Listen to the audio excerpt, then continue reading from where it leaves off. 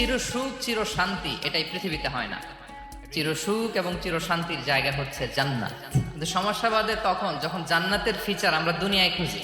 প্রায় 4.5 বছর পর বাংলাদেশে ফিরেছেন ইসলামী বক্তা, ধর্মপ্রচারক ও লেখক মিজানুর রহমান আজহারী। নিজের ভেরিফাইড ফেসবুক পেজে বুধবার এই তথ্য জানিয়েছেন জনপ্রিয় এই ইসলামী বক্তা।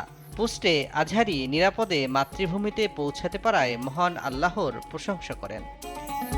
বিমানবন্দরে তাকে ফুল দিয়ে শুভেচ্ছা জানান কয়েকজন আত্মীয়। ওই ছবি ফেসবুকে পোস্ট করেন আজহারীর মামা মোশাররফ হোসেন।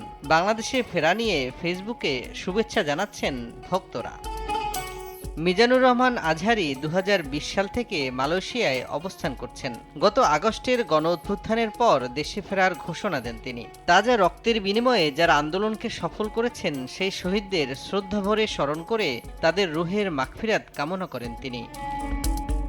2020 সালে আজহারী মালয়েশিয়া চলে যাওয়ার ঘোষণা দেওয়ার পর তাকে নিয়ে সামাজিক যোগাযোগ মাধ্যমে ব্যাপক আলোচনা হয়। সে সময় ফেসবুক পেজে এক পোস্টে তিনি জানান, পারিপার্শ্বিক কিছু কারণে আপাতত তাফসির প্রোগ্রামের ইতি টানতে হচ্ছে।